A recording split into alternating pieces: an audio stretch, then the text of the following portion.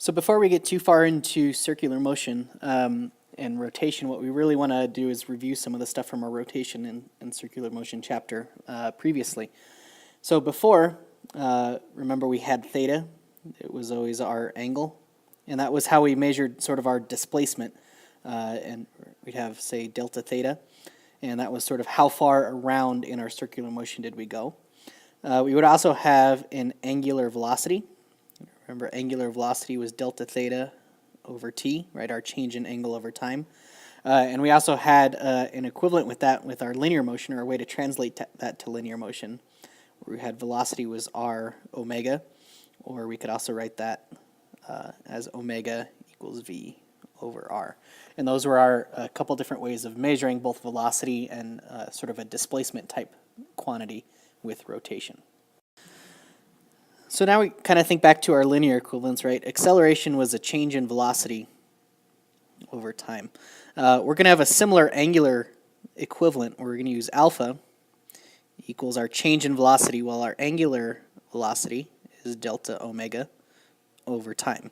And that's our angular acceleration. So for example, when we're traveling in a circular path, let's say we start here at rest and then we speed up to go around the circle.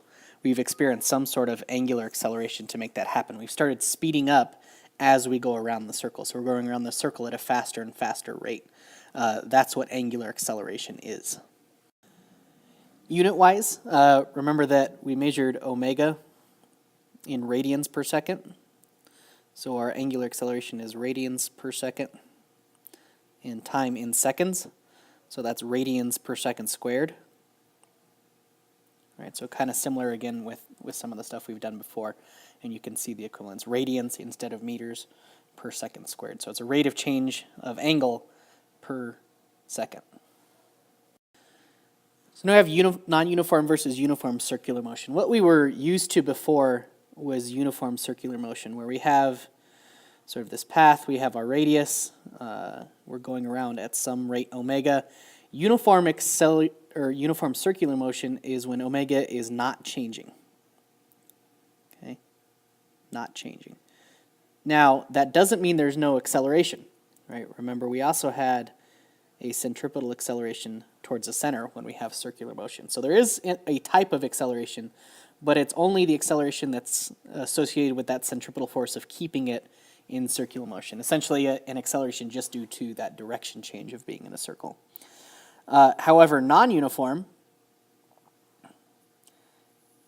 okay, we have our radius, and we have our omega, and now our omega is going to be changing when we have non-uniform motion.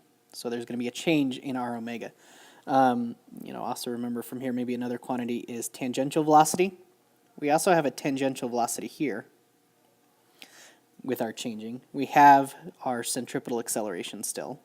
So far everything's the same, but because we have this changing omega, we're also going to have some sort of alpha. We're going to have a rate of change of omega as we go around the circle.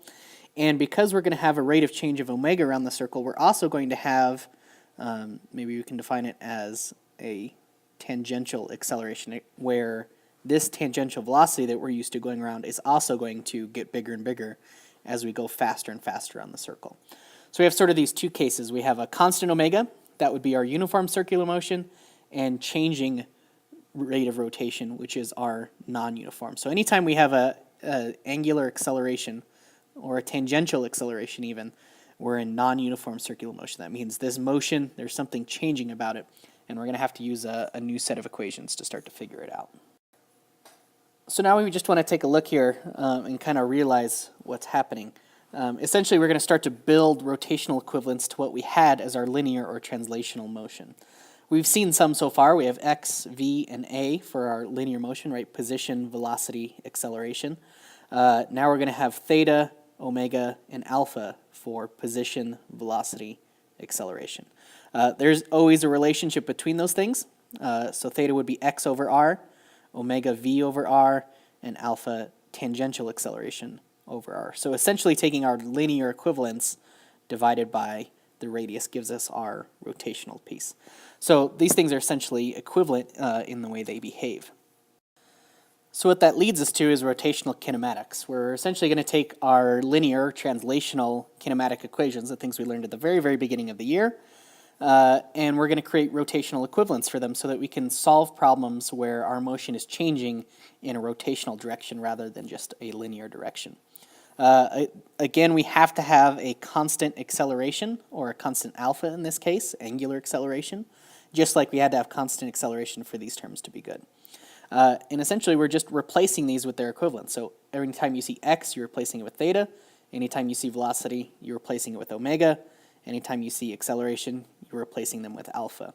So these equations here, especially these three down here, are going to be what we're using to solve problems.